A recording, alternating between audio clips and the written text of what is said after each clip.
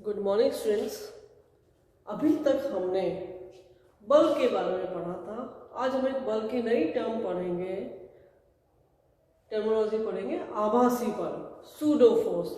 जैसा कि नाम से ही प्रतीत है कि इस बल का हमें आभास होता है, ये वास्तव में लगता नहीं है, इसका आभास होता है। इसे समझने के लिए हम एक गति निर्देश तंत्र S लेते हैं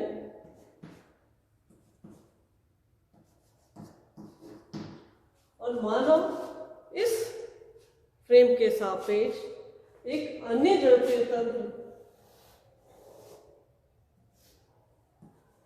S डैश रेखीय वेग v से गति कर रहा है और यहां हमने इसके सबस्क्रिप्ट में c लिखा है। फर्क क्या है? यहां पर ये वेग समय के साथ परिवर्तित हो रहा है।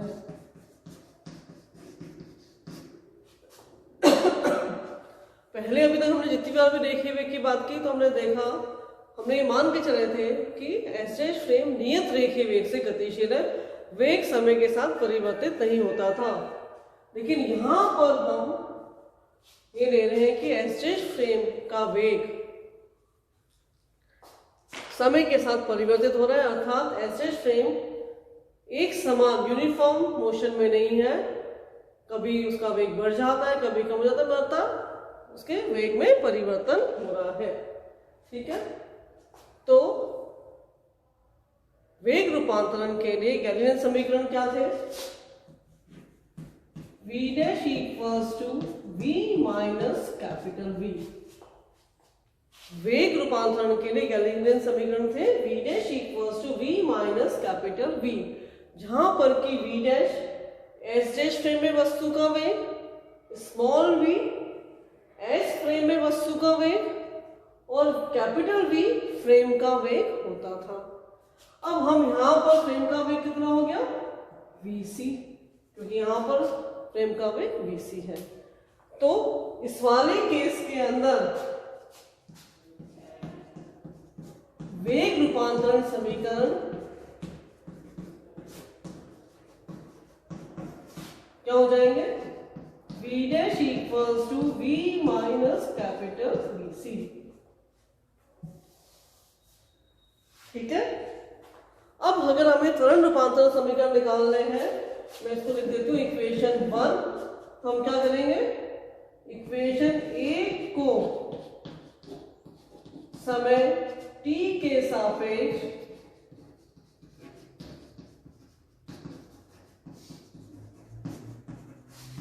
अवकलित करेंगे। Differentiating equation 1 with respect to time t, और हमारे पास आ जाएगा dv dash by dt equals to dv by dt minus dvc by dt। अब यहां पर ये तो जीरो नहीं होगा क्योंकि ये परिवर्तित हो रहा है समय के साथ। पहले वाले केस में तो क्या था? dv बाय dt जीरो हो जाता था, क्योंकि तब v के मान में परिवर्तन नहीं होता था, फ्रेम एक समान रेखीय वेग से गति करती थी। लेकिन यहां पर इसका मान जीरो नहीं होगा। dv डैश बाय dt कितना हो जाएगा? a dash s dash frame में वस्तु का त्वरण, dv by dt a s frame में वस्तु का त्वरण minus dvc by dt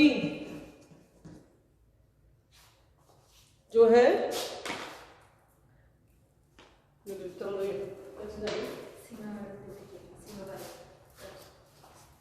thank you, और dvc by dt।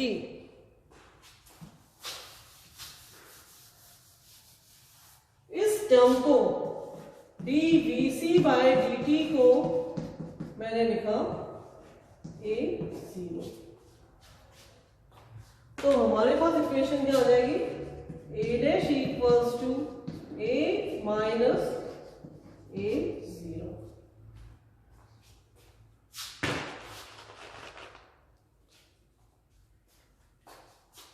A zero क्या है? त्वरण। किसका त्वरण है? जिसका वेग होगा उसका त्वरण होगा। तो वेग किसका है? एस डैश फ्रेम का है। तो ए जीरो क्या हो गया? एस डैश फ्रेम का त्वरण। तो हमारे पास रूपांतरण समीकरण क्या है? A dash equals to A minus A zero. कब? जब S dash frame S frame के सापेक्ष असमान रेखीय वेग से गतिशील है, जहां उसका वेग परिवर्तित हो रहा है। एस डैश फ्रेम में वस्तु का त्वरण, एस फ्रेम में वस्तु का त्वरण, और ए जीरो एस डैश फ्रेम का त्वरण।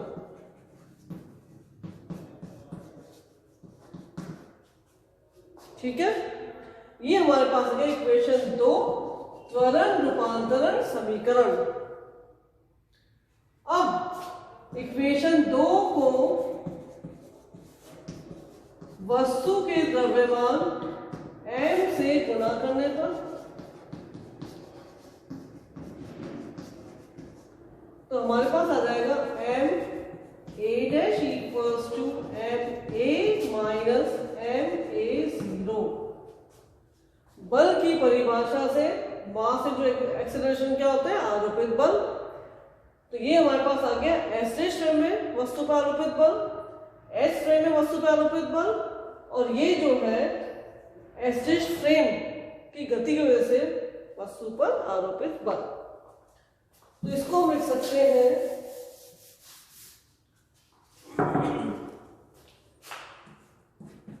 F dash equals to F plus F zero.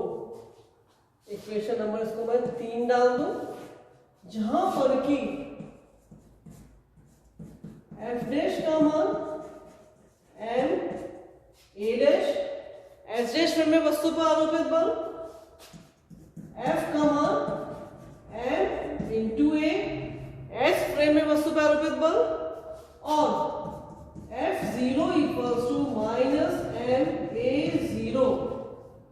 S dash frame की गति की वजह से वस्तु पर आरोपित बल, यह बल जो कि फ्रेम की गति की वजह से वस्तु पर लगता हुआ प्रतीत होता है, इसे हम कहते हैं आभासी बल, सूडो फोर्स। तो रिपीट करें, एक बार रिपीट कर देते हैं। वह बल जो कि फ्रेम की गति की वजह से वस्तु पर लगता हुआ प्रतीत होता है, उसे हम आभासी बल कहते हैं, सूडो फोर्स कहते हैं। इसे हम F0 से शो करते हैं, F0 से प्रदर्शित करते हैं। इसका मान कितना होता है? माइनस एम इंटू ए जीरो, जहां ए जीरो फ्रेम का, गतिशील फ्रेम का त्वरण है, और माइनस साइन ये दिखाता है कि त्वरण ए जीरो तथा F0 बल एक दूसरे के विपरीत दिशा में आरोपित होते हैं। यदि त्वरण जो है इस दिशा में लगेगा तो F0 का मान जो इस दिशा में होगा। यह माइनस ये दिखाता है कि त्वरण और बल एक दूसरे के विपरीत दिशा में आरोपित होते हैं। तो हमने देखा कि जब भी कोई भी निर्देश फ्रेम असमान रेखीय वेग से गतिशील होती है, तो वस्तु पर एक अतिरिक्त बल लगता हुआ प्रतीत होता है, जो कि फ्रेम की गति की वजह से वस्तु पर लगता है। उस बल को हम आभासी बल कहते हैं। आभासी बल वास्तव में तो नहीं होता है, लेकिन फ्रेम की गति की वजह से वस्तु पर लगता हुआ प्रतीत होता है। आभासी बल और त्वरण, फ्रेम का त्वरण, जिसे हम कह सकते हैं आभासी त्वरण, एक दूसरे के विपरीत दिशा में लगते हैं। आभासी बल के एग्जाम्पल है अपकेंद्रीय बल, अभिकेंद्रीय बल, और एक नाम अभी आपने सुना होगा कॉरियोलिस बल।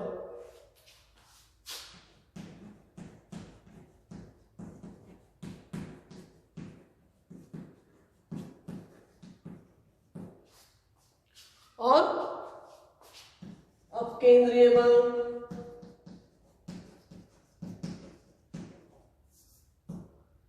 अभिकेंद्रीय बल, आदि, इन सब के बारे में कितने नाम सुने, इन सब के बारे में हम आगे डिटेल में पढ़ेंगे। अभी हमारे लिए समझने के लिए आभासी बल क्या होता है। ठीक है, अब मैंने माना